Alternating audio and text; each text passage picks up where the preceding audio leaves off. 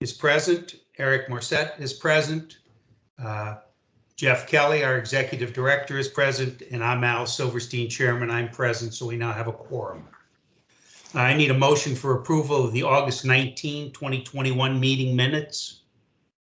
Can I have a motion, please? I'll second that. Okay, so we have a motion by Barbara, second by Eric. All those in favor signify by saying aye. Aye. All those opposed, same sign, and ayes have it. It's time for the executive director's report. Mr. Kelly? Thank you, Mr. Chairman. Appreciate that. Just to give you first a sense of where we are for the first 2 months of our fiscal year through the end of August, we've completed 163 tobacco inspections, 154 alcohol inspections. We are well on track of hitting our annual goal on the number of targets. We monitor that each month just to make sure that we don't fall behind and hope in many cases that we're able to get a little further ahead. Since our last meeting in August, we've had 4 individuals charged with various violations, 3 of them for alcohol violations. In that, we've seized 264 containers of spirits, 280 containers of beer, 302 containers of wine. And the 4th charge was relative to an other tobacco products violation, and we seized 13,629 units of other tobacco products.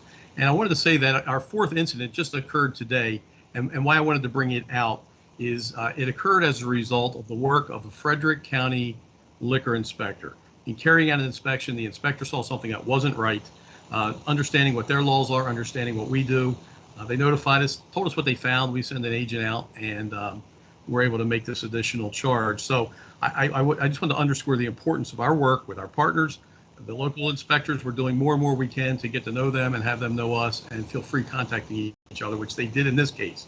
So notifications were great. We're able to close out another case and further enforce, as we should, the alcohol violations with our friends. So I'm really thrilled with that, and we're going to continue doing more of that as we move forward. I'd like to move on next, if I might, while I'm here for our personnel update. Just 2 brief issues. The first issue is the management associate we've been talking about for some time, who will be working for the Field Enforcement Division, but will also be dedicated to providing logistical services to the commission and the commissioners. Most of the process of that hiring is done. A chief candidate, a number 1 candidate, if you will, has been selected, and she is undergoing completing her background and employment checks. Once all of that is done, which I expect will be done very shortly, the entire package will go to HR, and a formal offer of a job will be made. So I'm sure well in advance of next month's meeting, we'll have this person on board, and we'll figure out a way to get her introduced to you all, and to start helping to really lighten the load a little bit on our end, and maybe to be of even more service to you as the commissioners. The second personnel issue that I'd like to bring up is that it's really one of the best parts of my job is the opportunity to recognize good work and, where possible, to promote people. And we have a vacancy in our Field Enforcement Division, specifically for our Field Enforcement Division Director.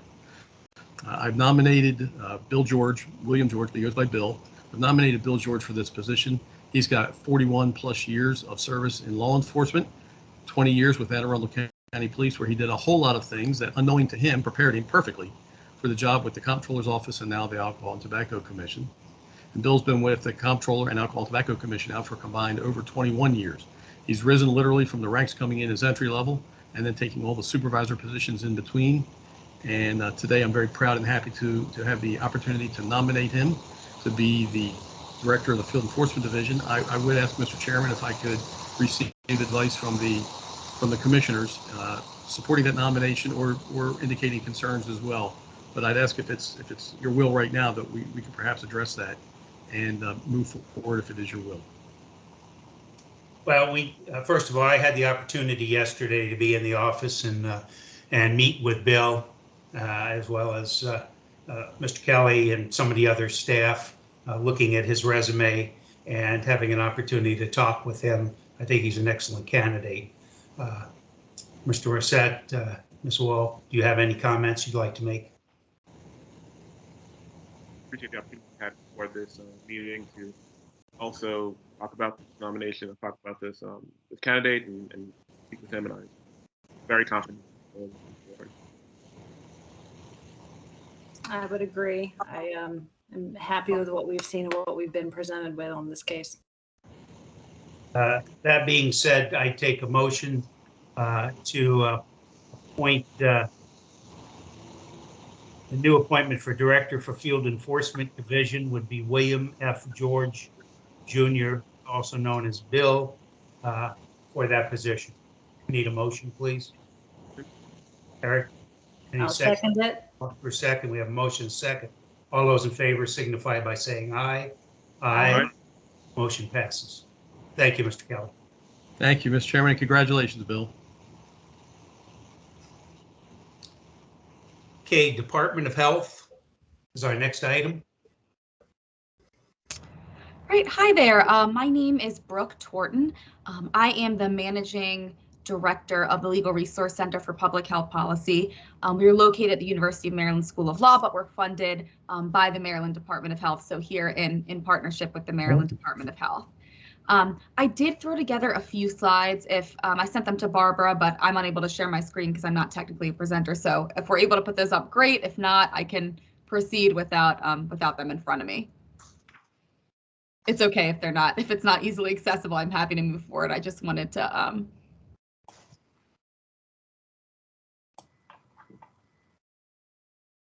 okay. Are you able I'll to see if I can find them while we go. Okay, I'll get Okay, started. I'm just going to speak for about like 5 or 7 minutes here on an update from the FDA, and this is related to strictly, I'm talking about tobacco products here, about the pre-market tobacco product application process. So just very generally, what is PMTA? So it refers to the pre-market tobacco product application process for newly deemed tobacco products. So the reason I'm talking about this is because there was an important deadline that came up on September 9th. So it's a very timely issue that we should just be aware of what's happening at the federal level. So during this PMTA process, the FDA, they're there to review and take action on applications that are seeking approval to continue marketing these new tobacco products commercially. So the FDA's job here is to determine whether permitting the marketing of these products would be appropriate for the protection of public health. So they're taking into account the risks and the benefits of these products to the population as a whole. And so, like I said, September 9th was an important deadline. And I just want to say all products not commercially marketed as of February 15th, 2007 had to receive this FDA marketing order to remain on the market. And I'm just going to provide a very brief background as to what that means and why that is. Okay.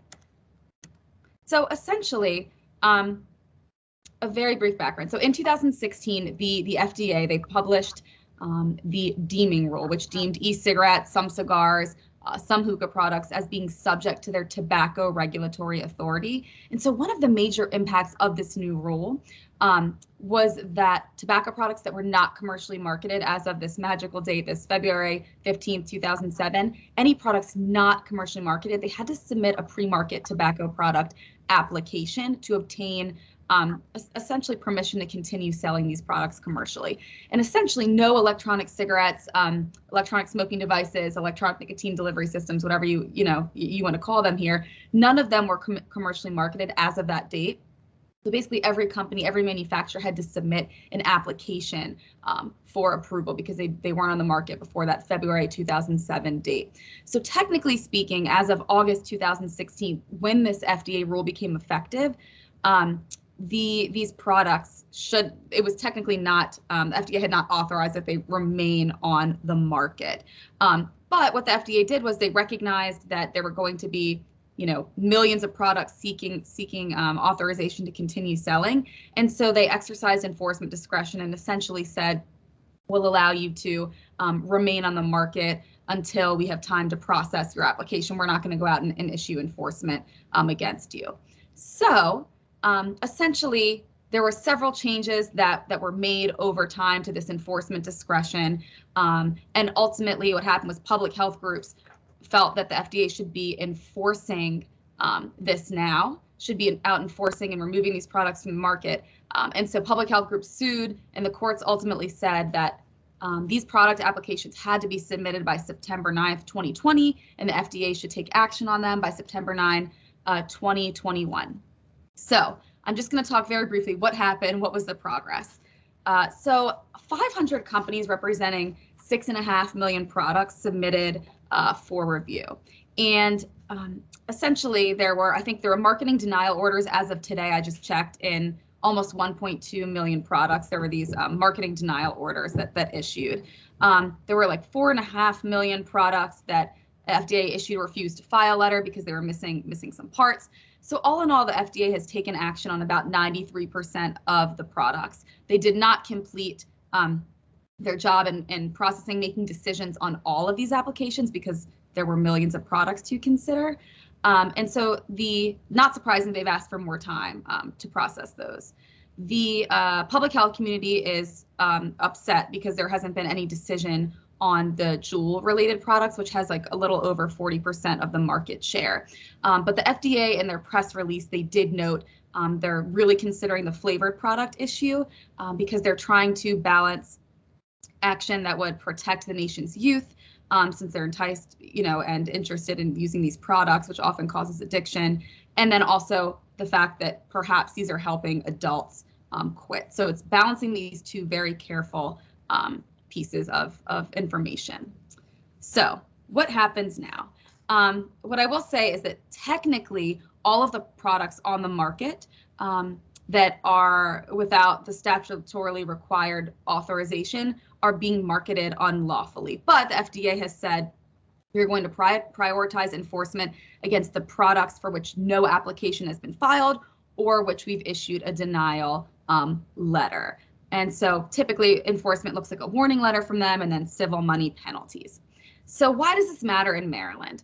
And I would just mention very briefly, it impacts us this process in a few different ways. So first, the FDA has the sole authority to take action against those who are illegally marketing their product without that PMTA approval. So if there are products that we think have been issued a denial order and they're on the market, folks can report that to the FDA.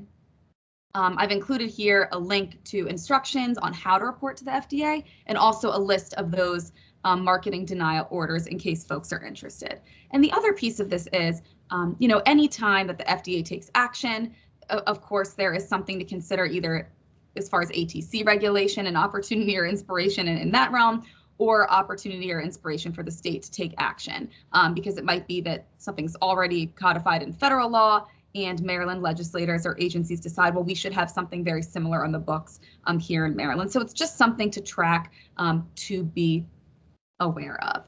So I know that was quite a mouthful. If you have questions and you want to ask me on here, and I'm not sure whether there's time, but I'm happy to answer them. Otherwise, please feel free to reach out to me and I'm happy to discuss offline.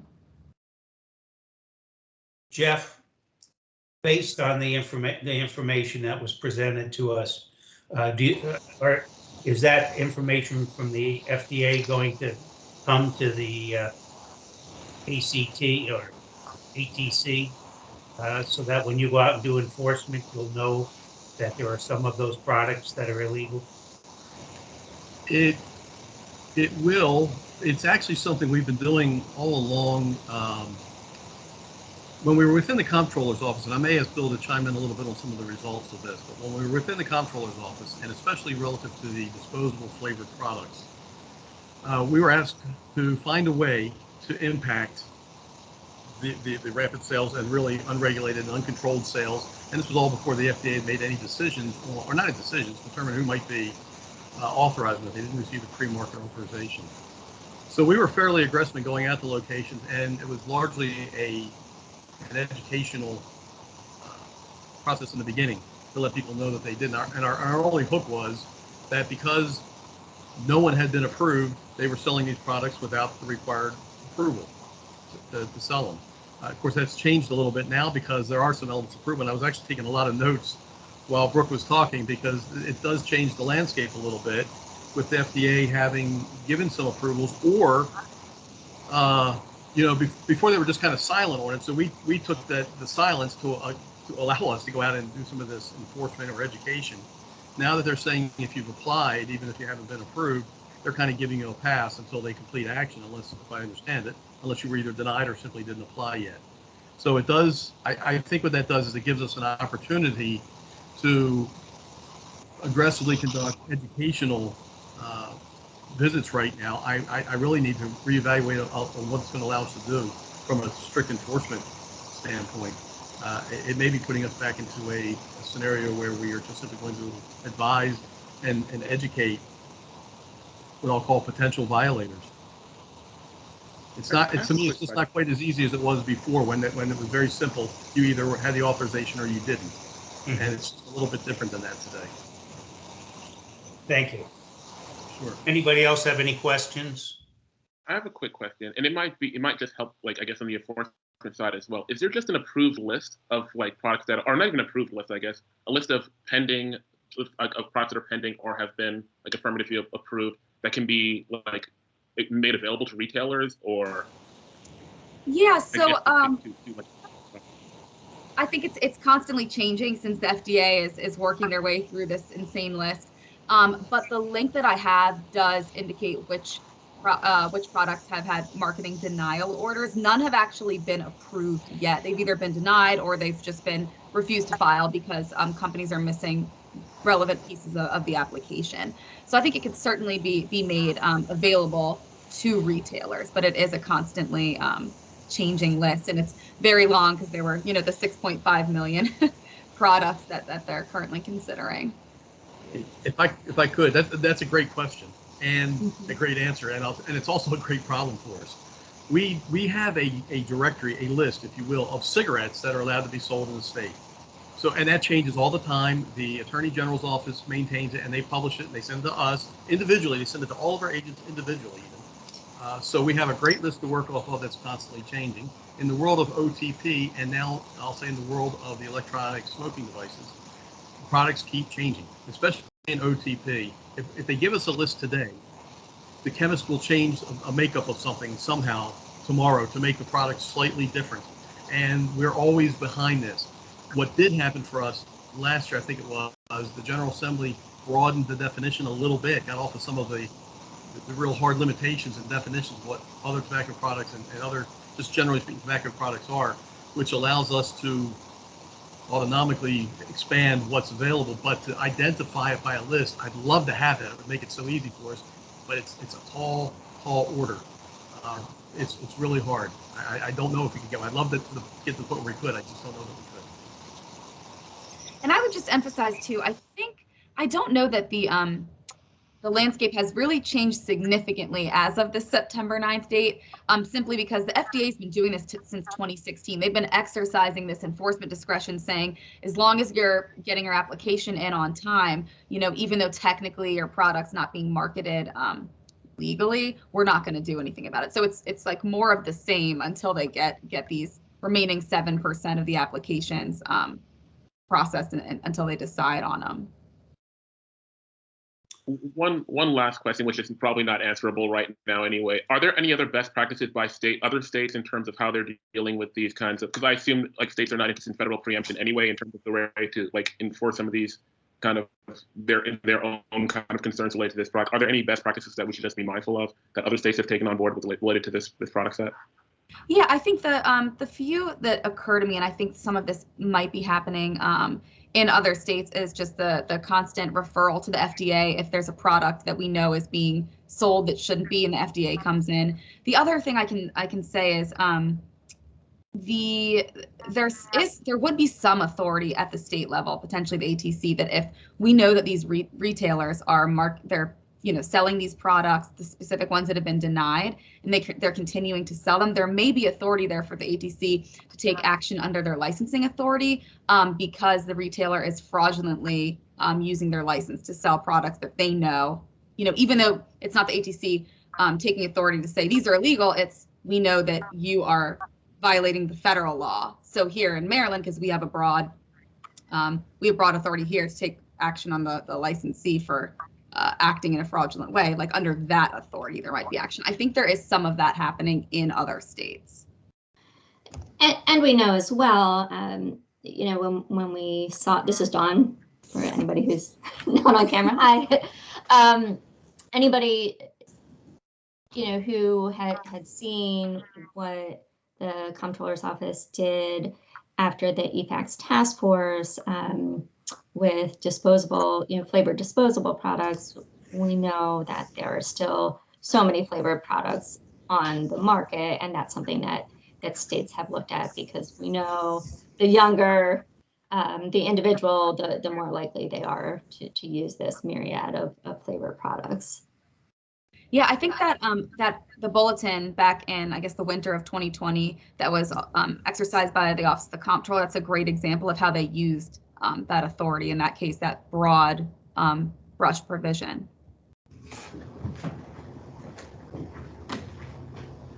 That I'm not like, I would just be interested in seeing the bulletin and seeing that as a practice, like exploring it.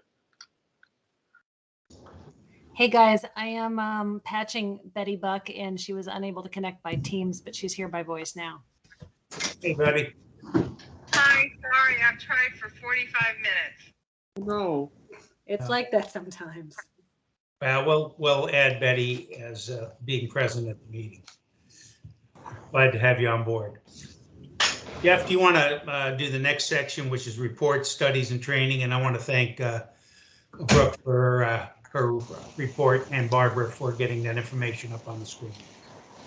Sure, thank you very much. Okay, we have, as just part of our regular business, the FED portion of the ATC's had reports over the years that we've had to do, and they continue with us. And then we've also picked up some additional reporting responsibilities as part of the ATC, and even more so working to start identifying and developing best practices with a variety of dates that things are due. There are a couple that are due every October and or December, and I'm just going to kind of quickly go over these and let you know what the status of them is. And of course, we'll make certain that you all are on the distribution list. For the ones that were always required, there's nothing new about it, we'll make sure you receive the distribution, we'll take care of them. For the ones that you guys are required to input, you'll be part of this. If we put together some drafts, we'll have opportunities to review them and weigh in on them. The first is an annual alcohol and tobacco report. It's actually an annual alcohol and tobacco tax report, but it's always been labeled. It contains a ton of information. It's a particular, I think, a particular valuable document that I carry a physical copy of with me everywhere I go, because it just contains so much information. That is something that is typically generated by the Revenue Administration Division of the Comptroller, and we contribute to it. So it's a very broad, detailed report, or actually a compilation of a whole bunch of different reports. That is on schedule to be completed October. I'll make sure you get a copy of that. As I said, it's really just a great place to look when you have a question. It's succinct. I mean, it might be 40 pages or 50 pages long, but it's succinct. And it's just data, filled with data that you're going to be able to quickly identify and use.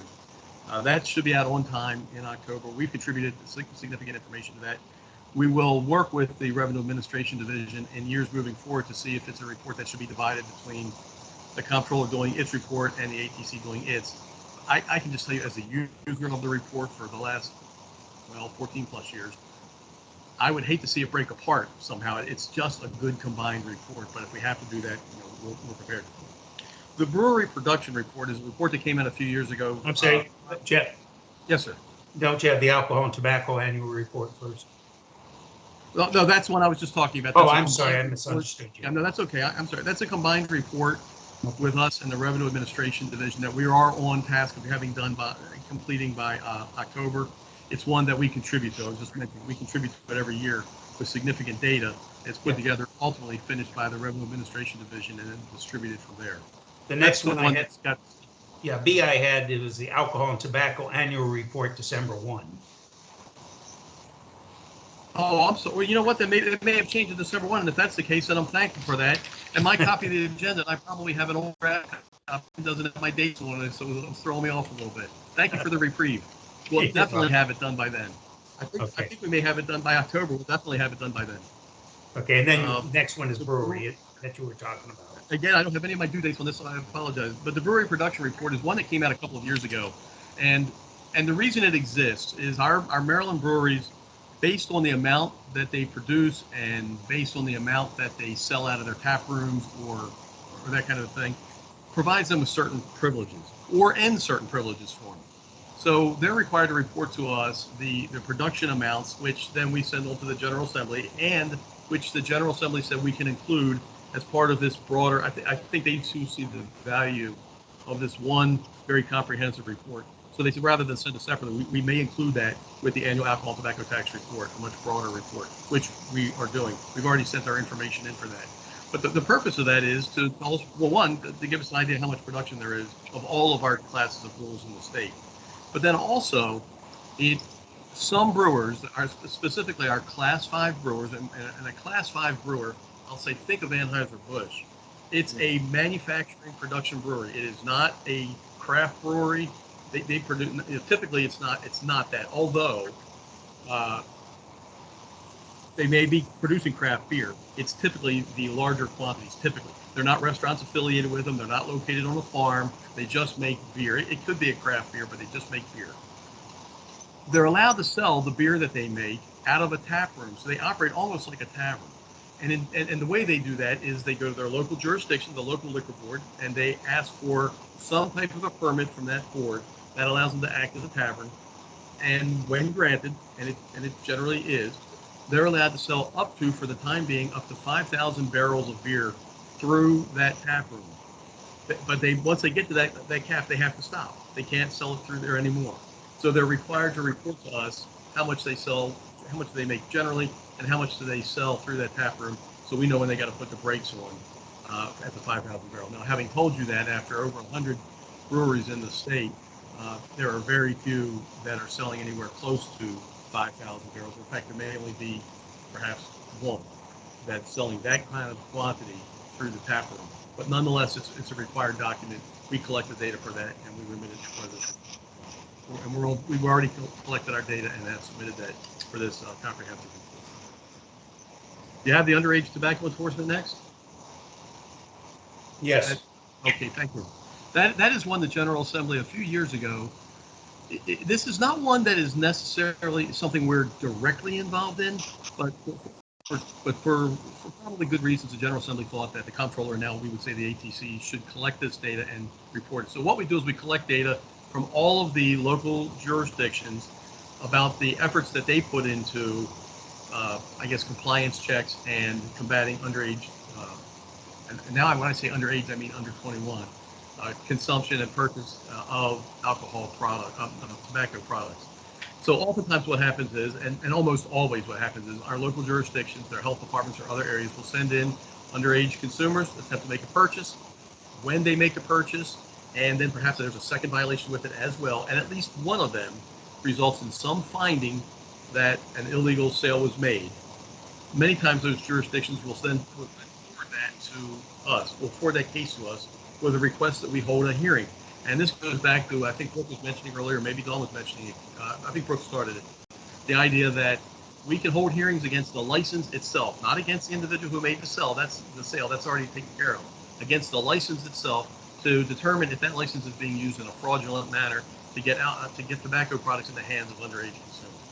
So last year we held very few hearings, and probably did none, quite frankly, because there was no compliance checks being done, there just wasn't any data. All of this is started by the local jurisdiction and then followed up with by the ATC now. But in any event, this report takes all of the local jurisdictions' information, we take all of that, collate it, and then we also add our information based on the hearings we hold, create a report to give you a sense of its length. It's usually about 4 or 5 pages long. It's not terribly long. It's just filled with meat and potatoes, what came in from the local jurisdictions, what were the results, what did the ATC do now as a result of the hearing, and then that's forwarded on to the General Assembly. That is, I think that one is due October, maybe October 1st. That's in the final stages now. It'll be done. It's in the final stages.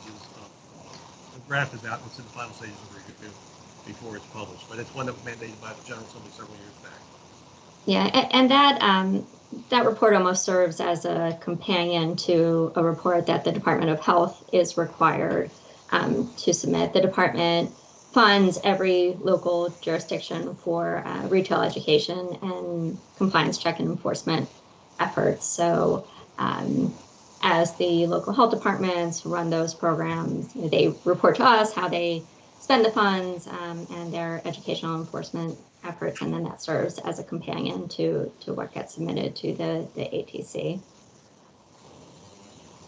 It might be nice at some point if they could be combined again, kind of like the alcohol and tobacco tax report is. If it's comprehensive enough to put it all together, if we can do that, that might be a valuable document.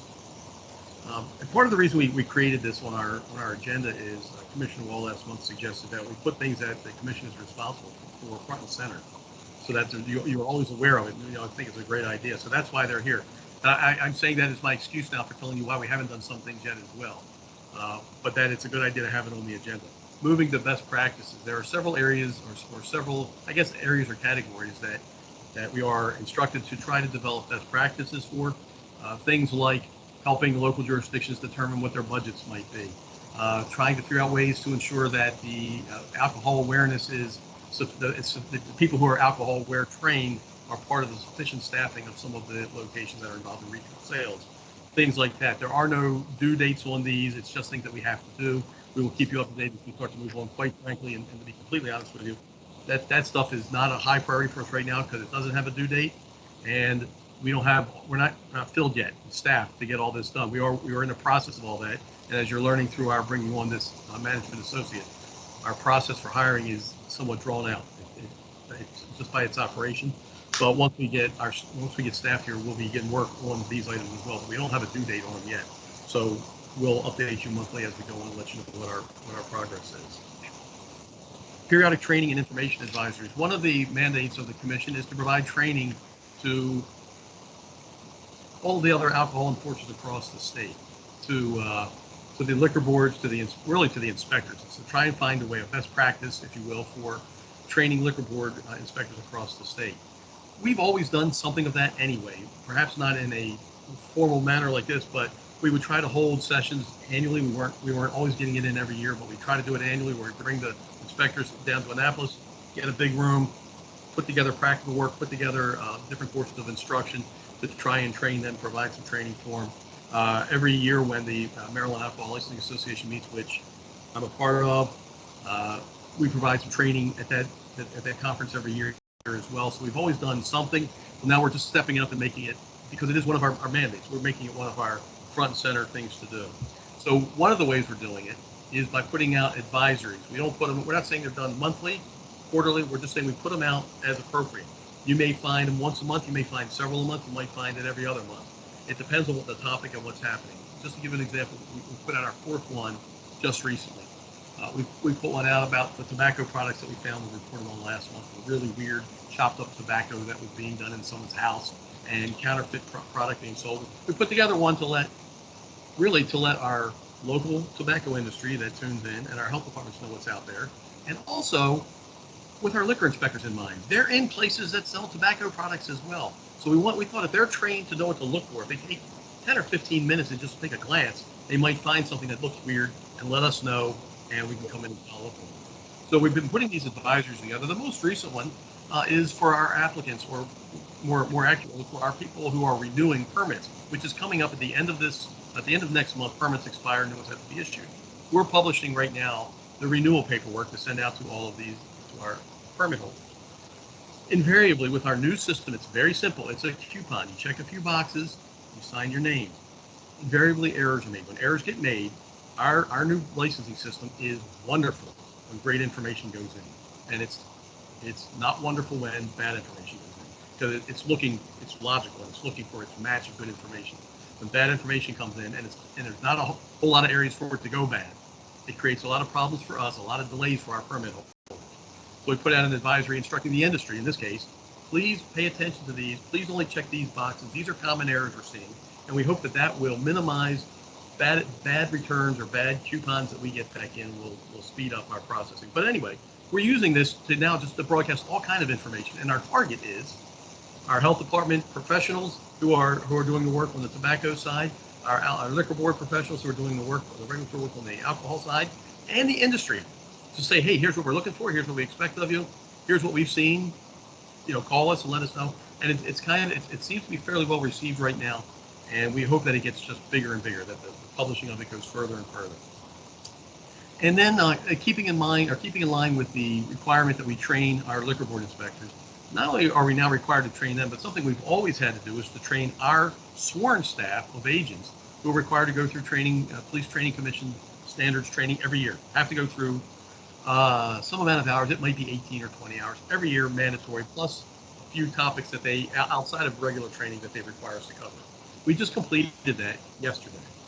And one of the things we did unique to what we do is we had a friendly retailer who's closed on Tuesdays offer his business. It's a tavern. And he said, look, I'm closed. Feel free to come up and set up a mock scenario. I'll provide actors. Some of our employees will act as actors. You come in and do what you do. Come in and do your inspection. We brought in from our property room some of what we know is contraband, illegal items. We brought it in. We planted it in a few places. And then we had our inspectors and our agents go up, like they ordinarily would do, and conduct a routine inspection. Different this time is we invited all of our jurisdictions and the inspectors and administrators to come and observe. So they all got there first. They got a sense of what was going on, and they were able to sit just feet away from what was happening and make observations. And we think it was. We're going to do a survey to see if it was valuable at all, and if it's worth doing again. But we're also going to try and figure out a way to modify it now so that they can start doing these kinds of inspections. Typically, their inspections are limited to compliance checks with underage consumers of alcohol. We're going to try to expand that a little bit and see if they're willing to look for trade practice violations and other issues, other criminal acts. And then if they make that observation, simply note the observation, back out, call us, and we'll be there quick to follow up on it. I'm not sure, but I'm hoping that this Frederick County incident that I told you about earlier was a result of the inspector from Frederick County that was there. But I will tell you, the idea of the training was widely received. We had 11 jurisdictions represented, and they sent 15 various people to attend this training as observers. And as I said, we're going to try and figure out a way to make it a road show, find friendly retailers around the state who are willing to allow us during a downtime or closed time to use their facility, and we're going to solicit help on that from our local partners. We'd be happy to take this show on the road and expand it across the state. That's the real training. It's the in-person role-playing that you get to see what's happening. You get to feel a little nervous when you go in. Some of our inspectors and agents who did this training, who've been doing it for years and years and years, all felt just a little nervous and a little ill at ease going in there because people are watching, and there are violations to follow. We make certain of that. But it was a very successful in-service training, and I'm hoping that we can expand this and do it some more. So, Mr. Chairman, forgive me for the time, but it was kind of a fun event, and I wanted to spend a little time explaining it. Yeah, it's helpful for us to know what the agency's doing, what the requirements are, and how they're being met. So we appreciate that. And for everybody else that's on this call. Commissioner Poole had a couple months ago put something on, wanted us to put on about hiring a paid advisor. Unfortunately, he hasn't joined us last couple of months, and also about disparity among county liquor laws and grocery store sales. And having sat down and visited with you about our budget and how tight it is, it's probably not an appropriate time to have that conversation. But we will get with Commissioner Poole and try to flesh out what he's looking for, and when he's available, we can have that conversation if that's okay with everybody else. Unless other commission members have comment on either of those items. Mr. Chairman, if I could I'll give you the background very quickly on both of these so you can just be thinking about it. And then when Commissioner Poole's on board, we'll probably wrap it up quickly. The idea of the paid advisor, specifically Commissioner Poole, is thinking that perhaps there would be a need or a desire to bring Tony Hatcher back as an advisor as well because of his knowledge and experience. And in addition to not having funds for that, it's just not a funded position, and we're really thin on funds. Tony's, I'm not so sure that he's available. I think he's actually in the process of taking another position right now, so I'm not so certain he's even in the market right now and available for this. The second issue, I think Commissioner Poole just didn't understand how alcohol laws work at our local level, which is to say every jurisdiction has their own rules. There are some state rules that guide generally, and each jurisdiction is allowed to do some things a little differently. That's why it's not consistent across the state. Relative to the grocery store laws, the law is grocery stores can't sell alcohol, absolute period, case closed, except where they can. And where they can are in jurisdictions where they had them before, the law was that they couldn't have them. So those grocery stores that had liquor licenses before it was illegal, which I think was maybe somewhere in the 80s, are the first in line every year to renew because they're not going to get it back if they don't renew 1 year. So they have them because they always had them. And the other exception, Mr. Chairman, is your home rule county of Talbot County that gets to do whatever they want to do because it's whatever they want to do. Because we make our own rules. That's it. So those are really the exceptions. I just wanted to explain them so at least you can be thinking about them and why they're on there, and just kind of allay any concern or question of what the intent is. That was that. Thank you. Okay, And thank you for the explanation. I That's the appreciate it. biggest fight you find in the legislature anytime it comes up. I imagine.